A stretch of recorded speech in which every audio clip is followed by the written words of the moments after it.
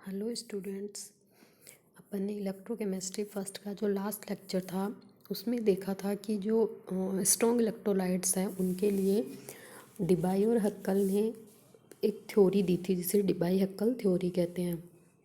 इससे पहले अपन ने वीक इलेक्ट्रोलाइट्स के लिए देखा था कि वीक इलेक्ट्रोलाइट्स के लिए आर्हेनियस सिद्धांत दिया गया, कोरेलाउस लॉ दिया गया और उसके बाद में फिर ओस्टवाल्ड डाइल्यूशन लॉ दिया गया। ये जो थ्योरी है अपनी डिबाई हक्कल ऑनसेगर इक्वेशन है।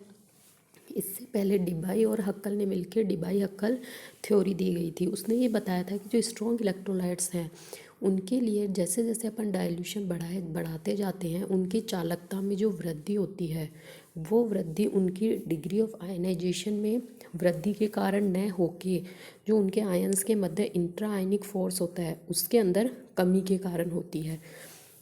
इन्हीं इंट्रा आयनिक फोर्सेस को इनकी इंट्रा आयनिक फोर्सेस है इनके इफ़ेक्ट को कैलकुलेट करके ऑनसेगर ने दो इफ़ेक्ट, एक तो था एसीमेट्रिक इफ़ेक्ट और एक था इलेक्ट्रोफोरेटिक इफ़ेक्ट। इन दोनों इफ़ेक्ट को ऑनसेगर ने स्टडी करके डिबाई और हक्कल थ्योरी के साथ मिला के एक नया इक्वेशन या नई थ्योरी दी जिसे डिबाई हक्कल ऑनसेगर इक्वेशन या फिर ओनली ऑनसेगर इक्वेशन भी कहा जाता है। इस इक्वेशन में एक तो एसिमेट्रिक प्रभाव यानी असममित प्रभाव और एक इलेक्ट्रोफोरेटिक प्रभाव यानी विद्युत कण संचलन प्रभाव, इन दोनों को शामिल किया गया था। तो अपन सबसे पहले देखते हैं एसिमेट्रिक या असममित प्रभाव। देखिए एसिमेट्रिक यानी एक तो होती है सम्मिति और एक होता है असम्मित। सम्मित होता है जिसमें सभी तरफ उसमें कुछ ना कुछ समानता हो और असम्मित वो समानता उसमें नष्ट हो गई हो। तो जनरली यदि किसी भी इलेक्ट्रोलाइट्स को अपन किसी विलायक में घोलकर उसका विलयन बनाते हैं तो उसमें प्रत्येक आयन है वो अपने से विपरीत आवेशित आयनों से घिरा हुआ है। जैसे कोई धनायन है तो ये अपने विपरीत आवेशित ऋणायनों से घिरा हुआ रहेगा। इसी तरह यदि कोई ऋणायन है तो अपने से विपरीत आवेशित धनायन से चारों ओर से समान रूप से घिरा हुआ रहेगा। इस तरह से एक व्यवस्था बन जाती है जो पूरी तरह से सिमेट्रिक होती है और इसे अपन एक आयनिक परिमंडल या आयनिक एटमॉस्फेयर कहते हैं। इसमें क्या होता है, जो आयन है उससे विपरीत आवेशित आयन समान दूरी पे रहते हैं चारों तरफ, तो ये एक सिमेट्रिक स्टेट होती है जिसे अपन सम्मित अवस्था कहेंगे। अब यदि इस विलयन पर, ये तो जब की स्थिति है जब कोई इलेक्ट्रिक फील्ड नहीं है, यदि इस विलयन पर अपन ने कोई विद्युत क्षेत्र लगा दिया तो क्या होगा, ये आयंस अपने से विपरीत आवेशित आयंस इलेक्ट्रोड्स की तरफ गमन करेंगे जिससे ये जो आयनिक परिमंडल है ये सम्मित नहीं रह पाएगा, इसके अंदर असम्मितता आ जाएगी। तो इस असम्मितता को पुनः सम्मित अवस्था में लाने के लिए या पुनः समायोजित करने में कुछ टाइम लगता है। इस टाइम को अपन उस आयनिक परिमंडल का रिलैक्सेशन टाइम या फिर विश्रांति काल कहते हैं। यानी जैसे ही अपन ने इसके ऊपर विद्युत क्षेत्र लगाया, आयन विपरीत आवेशित इलेक्ट्रोड की ओर जाते हैं। धनायन है वो ऋणाग्र की ओर जाएगा और जो एनायन है वो कैटायंस की ओर, धन इलेक्ट्रोड की ओर या पॉजिटिव चार्ज इलेक्ट्रोड की ओर गमन करेगा। तो यहाँ पे जो सिमेट्रिक थी ये यहाँ डिस्टर्ब हो गई है। इस सिमेट्रिक को वापस अरेंज होने के लिए कुछ टाइम की आवश्यकता होती है जिसे अपन कहते हैं इसका रिलैक्सेशन टाइम। इसके परिणाम स्वरूप क्या होता है, जैसे ही आयन इधर गति कर रहा है, ये विपरीत आवेशित आयन इधर गति कर रहे हैं, लेकिन ये कैटायन है ये एनायन है, इनके बीच में इलेक्ट्रोस्टैटिक फोर्स होगा जो कि अट्रैक्शन फोर्स होगा। तो ये आयन जैसे इधर गति करेगा, ये आयन इधर गति करेंगे, तो एक आयन यदि गति कर रहा है तो उसके पीछे उसके विपरीत आवेशित आयन है वो स्थिर विद्युत आकर्षण बल के द्वारा, इलेक्ट्रोस्टैटिक अट्रैक्शन फोर्स के द्वारा इस आयन की गति को कम कर देंगे। यानी उसके गति का, उसके मूवमेंट का, उसके स्पीड का रिटार्डेशन हो जाता है। जैसे ये कैटायन है ये इधर गति कर रहा है, ये एनायन इसके अपोजिट डायरेक्शन में गति कर रहे हैं, लेकिन ये कैटायन इन एनायन के द्वारा एक इलेक्ट्रोस्टैटिक अट्रैक्शन फोर्स के द्वारा बंधा हुआ है। तो ये जो कैटायन जैसे इधर गति करेगा, ये एनायन इसकी गति को इधर ले जाने की कोशिश करेंगे, यानी इनके मूवमेंट में क्या हो रही है, कमी हो रही है। और इस गति को कम करने के प्रभाव को ये अपन क्या कहते हैं, रिलैक्सेशन इफेक्ट या एसिमेट्रिक इफेक्ट कहते हैं। रिलैक्सेशन इफ़ेक्ट इसलिए कहेंगे क्योंकि यहाँ पे जो इनकी स्पीड है वो रिलैक्स यानी कम हो गई है, रिटार्ड हो गई है। एसिमेट्रिक इफ़ेक्ट इसे कहेंगे क्योंकि इनका जो आयनिक एटमॉस्फेयर था वो सिमेट्रिक था, लेकिन बाद में उसके अंदर एसिमेट्रिक नेचर आ गई, इसलिए इसे अपन रिलैक्सेशन इफ़ेक्ट या एसिमेट्रिक इफ़ेक्ट कहेंगे। इस इफ़ेक्ट को यदि शामिल किया जाता है तो जो अपने कंडक्टेंस है उसमें कुछ कमी आती है। देखिए यहाँ पे ये बता रहा है कि इसकी स्पीड कम हो जाती है। स्पीड कम होने का मतलब इनकी कंडक्टिविटी कम हो जाती है। तो ये कंडक्टिविटी जो कम हो जाती है उसे अपन एक एक्सप्रेशन के द्वारा डिनोट करते हैं, जिसे कहेंगे बी लैम्डा इन्फिनेटिव इंटू सी की पावर 1/2, जहाँ बी एक कांस्टेंट है जिसकी वैल्यू होती है 8.20 into 10⁵ upon epsilon R T की पावर 3/2। यहाँ पे टी है उस सॉल्यूशन का टेम्परेचर और एप्सिलॉन है जो सॉल्वेंट है उसका डाइलेक्ट्रिक कांस्टेंट। ये जो अपना कंडक्टिविटी में कमी है, मोलर कंडक्टिविटी में ये कमी होती है यूनी वैलेंट इलेक्ट्रोलाइट्स के विलयन के लिए, जब उसमें एसिमेट्रिक इफ़ेक्ट हो। दूसरा आता है अपना रिलैक्सेशन इफ़ेक्ट। उससे पहले एक बार मैं एसिमेट्रिक इफ़ेक्ट को इस डायग्राम से और समझा रही हूँ। जैसे Na+ है, ये कैटायन है, इसके चारों तरफ यहाँ Cl- एक आयनी एटमॉस्फेयर जनरेट करते हैं।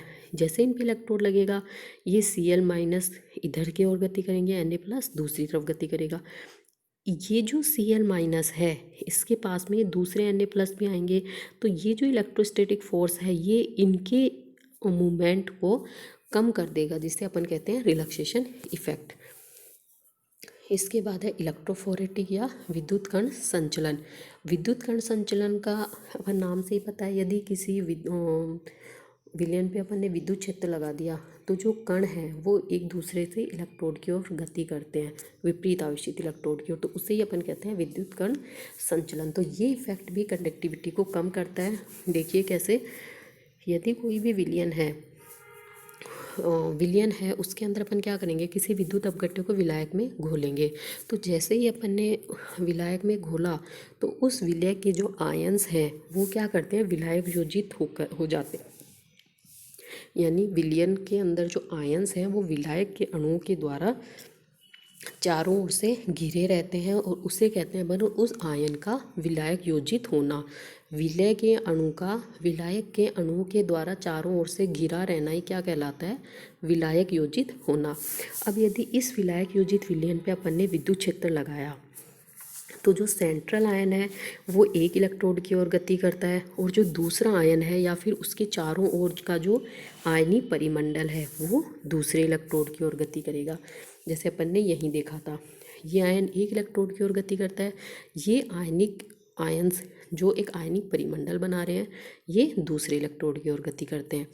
लेकिन प्रत्येक अणु है वो विलायक योजित होता है, तो ये जो आयन है ये विलायक के अन्य आयनों से भी जुड़ा हुआ रहता है।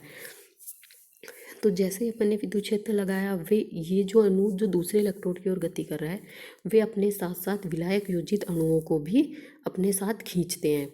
यानी एक तो सेंट्रल आयन है जो एक इलेक्ट्रोड की ओर गति कर रहा है, उसका जो आयनिक परिमंडल है वो दूसरे इलेक्ट्रोड की ओर गति करता है, लेकिन प्रत्येक आयन है वो विलायक योजित होता है। और ये जो सेंट्रल आयन है ये अपने साथ साथ जो विलायक योजित अणु हैं उनको भी खींचता है, तो एक एक धारा इनसे भी जनरेट होगी। तो इसका मतलब जो आयन है इनको इलेक्ट्रोड की ओर जाने में अपने विपरीत आवेशित आयनों के आकर्षण के अतिरिक्त, तो इसका आयनों के अतिरिक्त विपरीत दिशा में आ रही विलायक की धारा के विरुद्ध भी गमन करना पड़ता है। देखिए ये एक सेंटर आयन है, इसके चारों तरफ ये एनायन है, ये कैटायन है, इसके चारों तरफ ये एनायन है जो एक आयनी परिमंडल बना रहे हैं। फिर अपन बोल रहे हैं कि प्रत्येक आयन विलायक योजित होता है, यानी ये जो कैटायन है ये एनायन के द्वारा विलायक योजित रहता है, और ये जो एनायन है ये कैटायन के द्वारा विलायक योजित रहते हैं। अब जैसे ही इसके ऊपर ने विद्युत क्षेत्र लगाया, कैटायन मान लीजिए इधर गति कर रहा है और एनायन इधर गति कर रहा है, लेकिन ये जो एनायन जैसे ही इधर गति करेगा ये कैटायन विपरीत दिशा में गति कर रहा है, तो इनकी दिशा विपरीत हो गई। साथ ही साथ इस कैटायन के विलायक योजित जो एनायन अणु हैं वो भी क्या करेंगे, इस कैटायन इधर गति कर रहा है तो ये एनायन इसके साथ साथ इधर जाएंगे, लेकिन जो इलेक्ट्रोड है वो क्या करेगा, इसको इधर लाने का प्रयास करेगा। यानी जैसे ही ये कैटायन इधर गति करेगा, एक तो ये एनायन जो इसको इलेक्ट्रोस्टैटिक फोर्स से बांधे रख रहा है वो उसके विपरीत गति करनी पड़ रही है। एक जो इसके विलायक योजित अणु हैं जो कि वास्तव में तो इधर गति कर रहे हैं, लेकिन ये कैटायन इनको इधर ले जाना चाह रहा है, तो इन विलायक योजित अणुओं के विपरीत भी इन्हें गति करनी पड़ती है। तो यानी कि एक आयन को एक तो अपने आयनिक परिमंडल के विरुद्ध गति करनी पड़ रही है जो कि उसके विपरीत आवेशित है, साथ ही साथ जो विलायक की धारा है उसके विरुद्ध भी गमन करना पड़ता है, जिससे एक दूसरे के वेग में क्या होती है, बाधा होती है और इसका वेग क्या होता है, कम हो जाता है। ये इफेक्ट क्या कहलाती है, इलेक्ट्रोफोरेटिक इफेक्ट कहलाता है। ये जो बाधा या इलेक्ट्रोफोरेटिक इफेक्ट है ये ज़्यादा शान या अधिक शान द्रव या फिर गाढ़े द्रवों में कम पाया जाता है।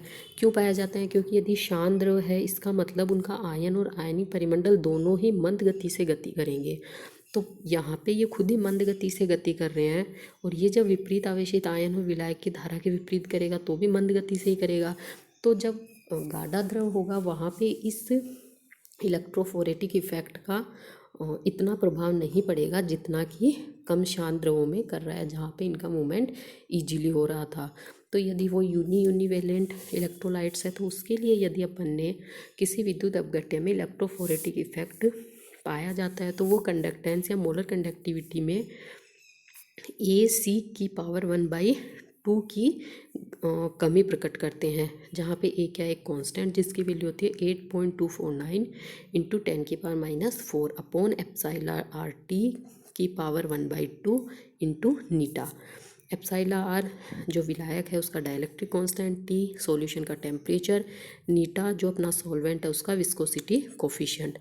तो ये इफेक्ट भी क्या कर रहा है, कंडक्टेंस में कमी कर रहा है, इलेक्ट्रोफोरेटिक इफेक्ट भी और एसिमेट्रिक इफेक्ट भी। ये कमी इतनी है और ये कमी अपनी AC⁻1/2 है। इन दोनों कमियों को अपन जो इनकी इनफाइनाइट डाइल्यूशन के अंदर कंडक्टेंस होती है उसमें से माइनस कर देंगे तो अपने पास क्या आ जाएगा, इसकी एक पर्टिकुलर कंसंट्रेशन पे कंडक्टेंस आ जाएगी।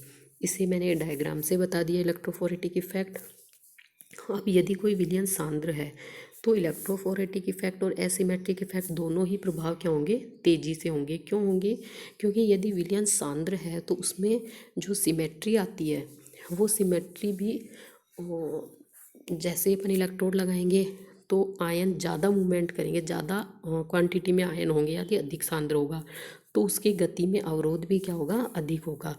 इसी तरह इलेक्ट्रोफोरेटिक इफेक्ट में भी कंसंट्रेशन यदि ज़्यादा हो जाएगी तो जो उनकी बाधा है वो ज़्यादा होगी। इस तरह दोनों ही प्रभाव क्या होंगे, सांद्र विलयनों में अधिक तीव्र होंगे।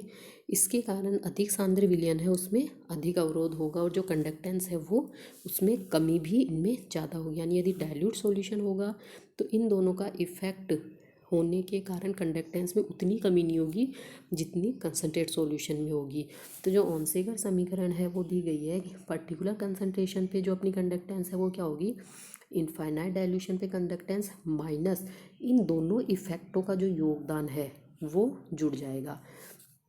तो जो एसिमेट्रिक इफेक्ट था उसका तो क्या था कि जो बी था, ये तो बी था अपना, ये लैम्डा इन्फिनेटिव और C⁻1/2, जबकि जो इलेक्ट्रोफोरेटिक इफेक्ट था वो ये ए था और साथ में ये √C। तो दोनों में मैंने √C को बाहर कॉमन ले लिया है और इनको दोनों को प्लस कर दिया है। यहाँ प्लस कर दिया है इन दोनों इफेक्ट को जो टोटल में से कंडक्टेंस में से माइनस हो रहे हैं।